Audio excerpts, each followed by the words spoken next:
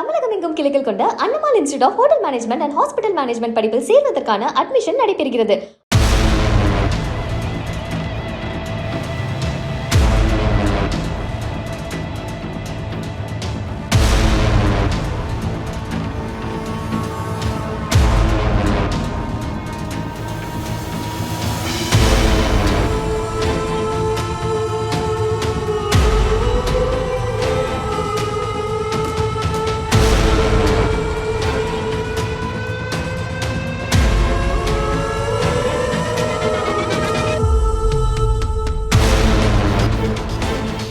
அண்ணா பல்கலைக்கழக மாணவி பாலியல் வன்கொடுமை வழக்கில் கைது செய்யப்பட்ட ஞானசேகரனை குற்றவாளி என சென்னை மகளிர் நீதிமன்றம் தீர்ப்பளித்தது. பல்கலைக்கழக வளாகத்தில் கடந்த டிசம்பர் 23ஆம் தேதி பாலியல் வன்கொடுமை செய்யப்பட்டதாக மாணவி ஒருவர் கோட்டூர்புரம் காவல் நிலையத்தில் டிசம்பர் 24ஆம் தேதி புகார் அளித்தார். அதன் அடிப்படையில் கோட்டூர்புரத்தைச் சேர்ந்த ஞானசேகரன் கைது செய்யப்பட்டார். வழக்கை விசாரித்த சிறப்பு புலனாய்வு குழு பிப்ரவரி 24ஆம் தேதியன்று நீதிமன்றத்தில் ஞானசேகரனுக்கு எதிராக 100 பக்க குற்றப்பத்திரிகை தாக்கல் செய்தது. அதில் ஞானசேகரன் ஒருவர் மீது மட்டுமே வழக்கில் குற்றம் சாட்டப்பட்டது.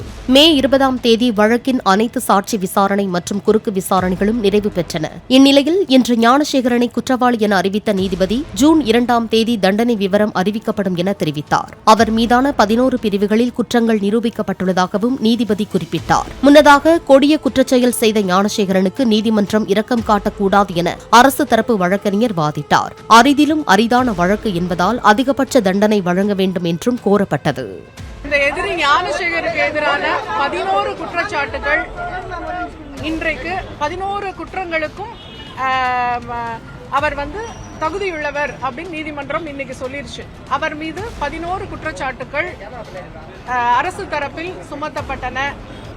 11 குற்றங்களையும் அவர் அரசு தரப்பு அதை நிரூபிச்சு சாட்சியங்கள், ஆவண சாட்சியங்கள் மற்றும் தடய அறிவியல் துறை சாட்சியங்கள் எல்லா மூலமாகவும் அது நிரூபிக்கப்பட்டு இன்றைக்கு அவர் குற்றவாளி அப்படின்னு மாண்புமிகு நீதிமன்றத்தினால இன்றைக்கு கூறப்பட்டுள்ளது.